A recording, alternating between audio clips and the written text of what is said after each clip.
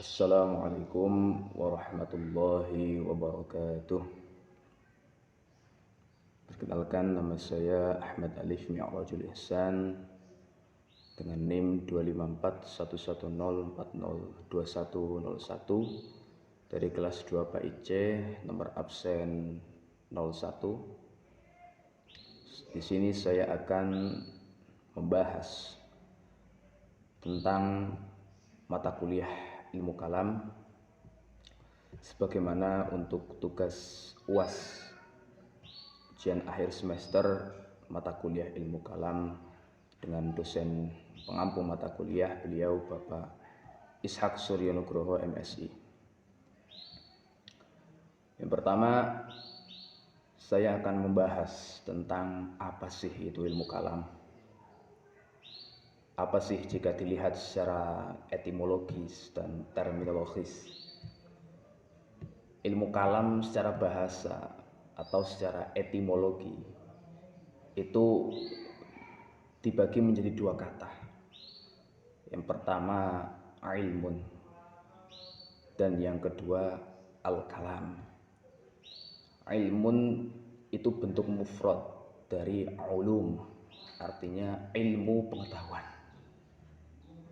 Sedangkan kalam, ya, jika kita berkaca dari kitab Jurumiyah, maka kalam artinya guneman atau pembicaraan. Maka jika kita maknai apa adanya, maka ilmu kalam adalah ilmu yang membicarakan. Membicarakan apa? Objeknya di sini adalah ketuhanan, ketauhidan. Apakah cukup sampai di situ? Enggak.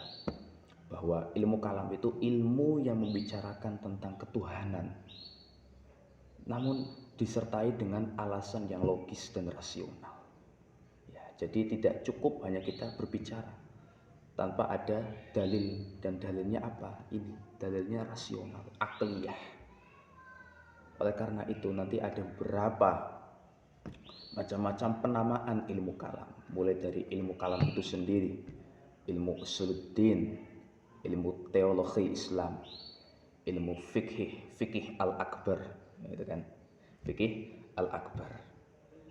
Nah, di antara pengertian ilmu kalam, saya kutip satu pengertian ilmu kalam menurut Ibnu Khaldun, yang dimana beliau mengatakan bahwa ilmu kalam itu huwa ilmun yatadammanu al-hijaj 'anil aqaid al-imaniyah bil adillatil aqliyah.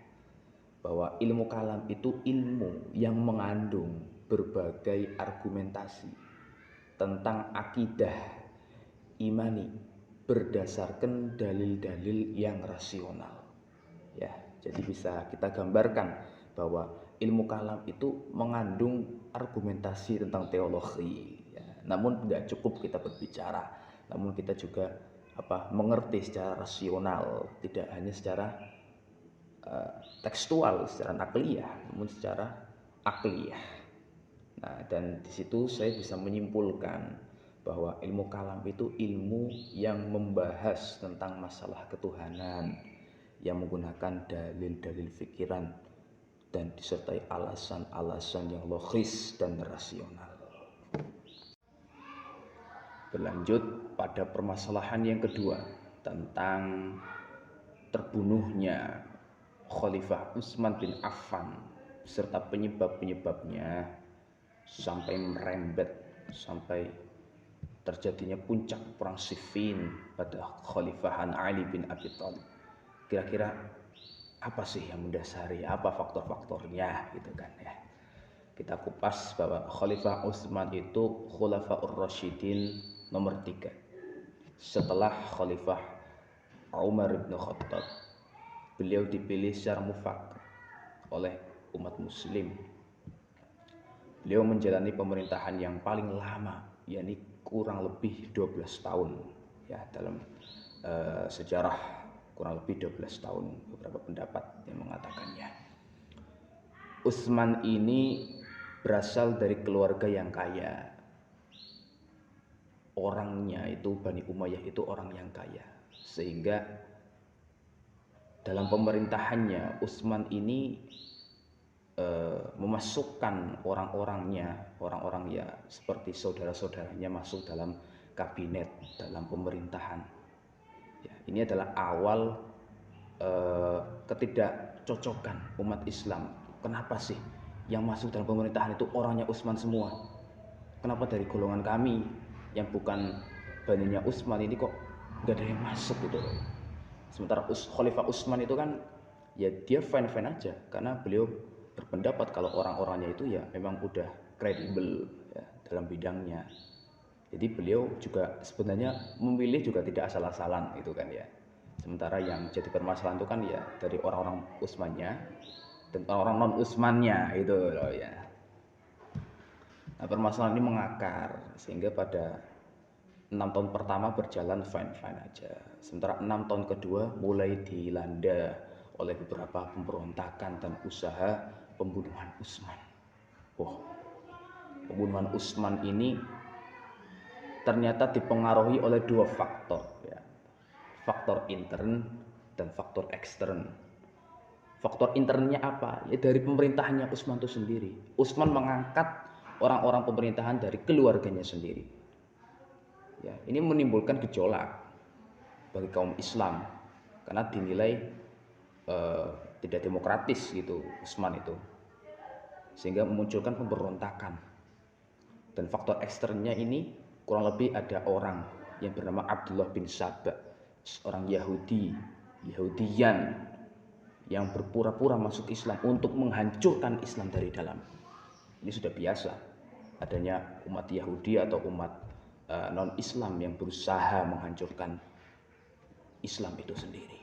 Abdullah bin Saba ini mengadu domba umat Islam untuk membunuh Utsman bin Affan, dan beliau seperti fanatik dengan Ali ya. Jadi adu dombanya itu orang-orang suruh mencintai Ali ya, karena Ali itu lebih pantas daripada Utsman.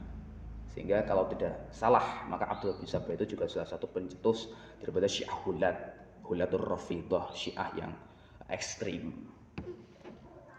Nah, berlangsung lama dari adanya dua faktor ini terbunuhlah Khalifah Utsman bin Affan. Terbunuhnya Utsman bin Affan itu pintu gerbang menuju pemberontakan yang besar, di mana Khalifah yang merupakan masih saudara dari Utsman bin Affan, yakni Muawiyah bin Abi Sufyan, itu tidak terima, mengadu kepada Khalifah selanjutnya Ali bin Abi Thalib. Ya Khalifah, kamu itu harus segera menuntaskan siapa yang membunuh Utsman bin Affan ini. Ya. Dan Khalifah Ali itu juga sebenarnya sudah berusaha itu. Ya, namun Muawiyah itu seperti salah paham mengartikan kalau Khalifah Ali itu tidak menindaknya. Maka Khalifah Muawiyah itu berpendapat jangan-jangan ini orang dari Ali yang membunuh Utsman. Ya, maka pertama meletus perang Jamal. Jamal itu onta itu kan ya. Perang antara Khalifah Ali dengan Sayyidatina Aisyah, istri Rasulullah. Dan yang kedua puncaknya perang Siffin, perang antara Khalifah Ali melawan Muawiyah. Ya, itu puncak dari arbitrase, nanti menghasilkan arbitrase alias tahkim daumatul jandal. Jadi adanya tahkim itu karena perang Siffin, dan adanya perang Siffin itu karena cekcok, tidak menimbulkan hasil yang pas antara Muawiyah dengan Ali. Jadi ini runtut ya, dari terbunuh Utsman sampai nanti ada perang Siffin, sampai nanti ada tahkim yang melahirkan aliran-aliran dalam Islam. Ya, tahkim dalam kubu Ali nanti diwakilkan oleh Abu Musa al-Asy'ari, sementara dari pihak Muawiyah diwakilkan oleh Amr bin Ash. Ya, jadi sebenarnya arbitrase ini juga politik gitu ya, politik. Sebenarnya bahwa Muawiyah itu menyerah dalam perang Siffin, dan pada akhirnya beliau malah mengingkari janjinya sendiri itu ya, kalau dalam sejarah bahwa mereka malah menjadi menang itu kan ya, padahal mereka sama-sama menekan kesepakatan Mereka sama-sama mengalah ya pada perang Siffin, namun pada tahkim mereka malah seperti ambil kesempatan ya. Sehingga Ali itu terpojokkan, sehingga terpecah menjadi dua aliran besar. Yang pertama Syiah, mereka yang fanatik dengan Ali, dan yang kedua Khawarij, mereka yang mengkafirkan Ali, Muawiyah dan sahabat-sahabat yang terlibat dalam tahkim. Dan ada satu lagi yang namanya Murji'ah, mereka yang masa bodoh. Pokoknya mereka menangguhkan peristiwa ini besok di akhirat gitu. Berlanjut pada aliran Jabariyah dan Qadariyah. Dan dalil apa sih yang dijadikan landasan oleh mereka ya. Jika kita pahami Jabariyah dan Qadariyah, ini dua aliran yang menurut kalau saya pribadi itu bertentangan ya. Yang satu dia pasrah, fatalism ya. Yang kedua free will and free act, manusialah yang berkuasa. Jadi di satu sisi Tuhan yang berkuasa, di satu sisi manusia yang berkuasa, itu kan ya. Jabariyah, jabar itu dari kata jabaro, yang artinya memaksa, terpaksa, bahwa manusia ini diciptakan ya seperti halnya wayang itu ya, digerakkan oleh dalang. Manusia nggak punya kuasa apa-apa, digerakkan oleh dalang ya Pak. Ini dimana pada artinya bahwa manusia itu sebagai makhluk yang diciptakan Tuhan, apa-apa yang berkaitan tentang perbuatan itu Tuhan yang sudah mengaturnya. Nah, mereka berdasar pada Al-Quran, Suratus Saffat ayat 96 yang berbunyi Wallahu khalaqakum wama ta'malun, yang artinya bahwa padahal Allah lah yang menciptakanmu dan apa yang kamu perbuat itu. Dan jika kita kulik ya, kita kupas dari sejarahnya, ada yang mengatakan bahwa Jabariyah itu ada sebelum Islam itu ada. Jadi kondisi geografis masyarakat pada Jazirah Arab itu kan gurun panas ya, gurun pasir, tandus, yang menyebabkan mereka itu seperti tidak punya kuasa apa-apa ya. Mereka pasrah karena ya iklim itu yang membuat suasana ya itu menjadi berbeda. Ada yang mengatakan seperti itu, bahwa Jabariyah itu awal benihnya itu ketika sebelum Islam. Dan Jabariyah ini punya dua tokoh yang penting. Yang pertama Jaham bin Safwan, yang kedua Jaham bin Dirham. Dan Jaham bin Safwan ini aliran Jabariyah yang ekstrim. Ekstrimnya apa? Ya pasrahnya itu over gitu ya. Kita itu boleh pasrah boleh gitu kan ya, namun tidak se-over Jabariyah. Ya, jika kita nanti mengulik dari Asy'ariyah, Maturidiyah, Jabariyah ini full pasrah. Ya, salah satu doktrinnya seperti itu, bahwa perbuatan kehendak manusia itu semuanya diatur oleh Tuhan. Manusia nggak punya daya. Ya, jadi seperti air mengalir aja manusia itu menjalani hidup. Dan ada yang berpendapat bahwa salah satu doktrinnya itu mengatakan Al-Quran adalah makhluk itu ya. Al-Quran itu khobar, bukan qadim, bukan yang terdahulu, bukan. Ini mengindikasikan bahwa Al-Quran adalah makhluk gitu kan ya, bukan qadim. Ini kan menandakan bahwa mereka itu sepenuhnya percaya bahwa yang kuasa itu hanya satu, Allah. Jangan sampai sifatnya itu qadim juga, maka yang qadim ada dua nanti. Padahal yang harusnya qadim hanya satu, gitu kan. Itu satu pendapat mereka yang nanti diteruskan oleh Mu'tazilah. Ya.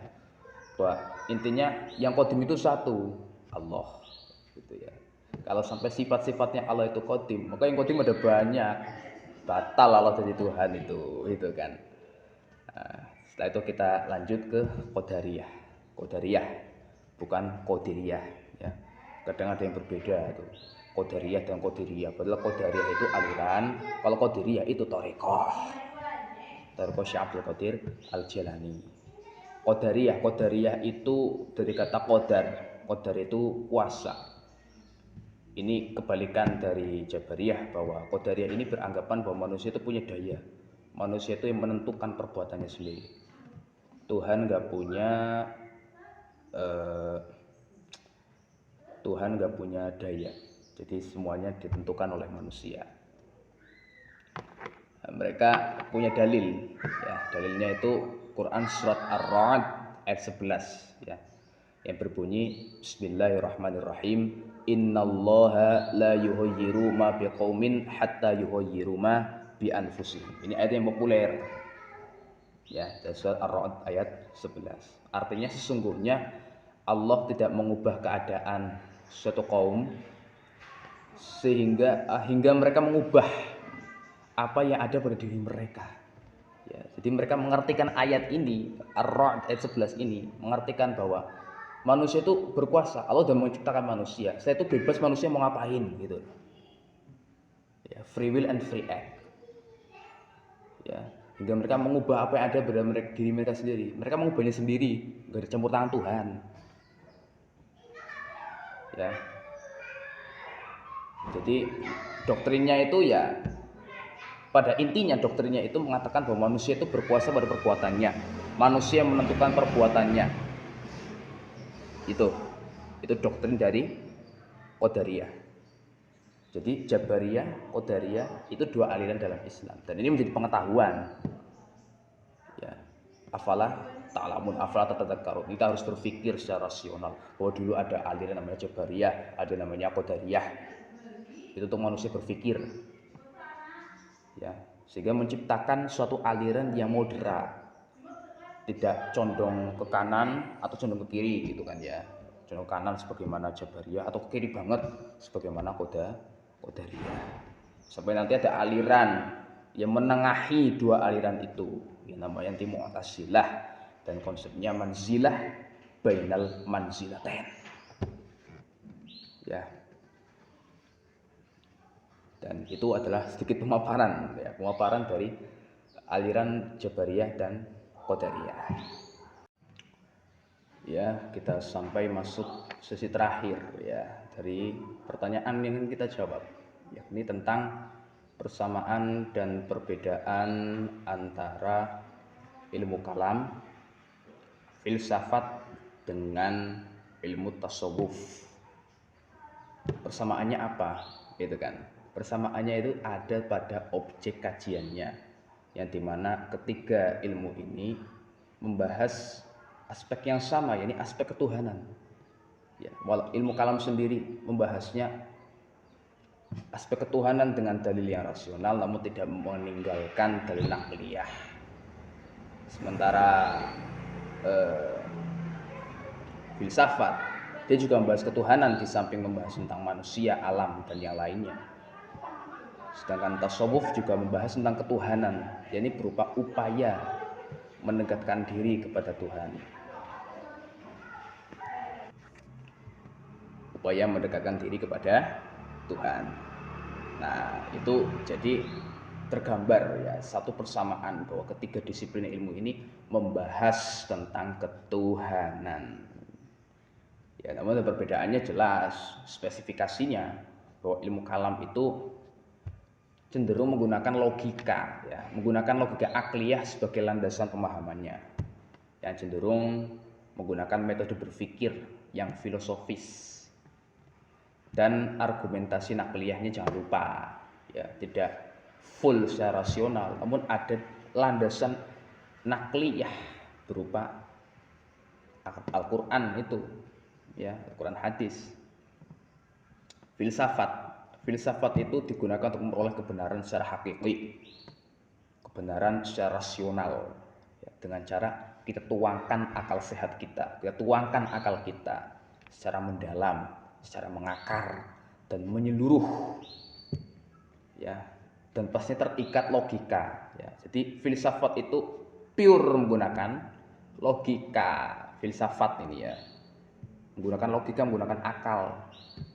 Ya, tasawuf itu penghayatannya dengan hati. Tasawuf itu lebih ke aspek qalbu, ya aspek hati ini tasdiqum bil qalb itu ya. Jadi kalam, filsafat, tasawuf itu punya objek yang sama. Jadi membahas tentang Tuhan. Namun perbedaannya terletak pada metodologinya. Ya. Ilmu kalam cenderung menggunakan logika akal sebagai landasan pemahaman yang cenderung berpikir filosofis. Filsafat dia untuk memperoleh kebenaran rasional. Jadi pure menggunakan rasio.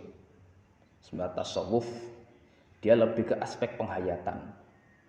Ya, hatinya untuk memperoleh kebenaran itu kita harus rohaninya itu harus gimana? Itu tasawuf. Ya, jadi dan ketiga ilmu ini punya korelasi, punya hubungan yang saling terikat untuk membentuk sebuah pemahaman yang bisa dibuktikan dengan dalil, bisa dibuktikan secara rasio, dan pastinya kuat tertancap dalam hati. Tasdiqum bil qalbinya itu luar biasa. Dan cukup sekian dari saya materinya. Jika ada kekurangan materi atau mungkin perkataan saya menyinggung dan kurang jelas, saya mohon maaf sebesar-besarnya. Assalamualaikum warahmatullahi wabarakatuh.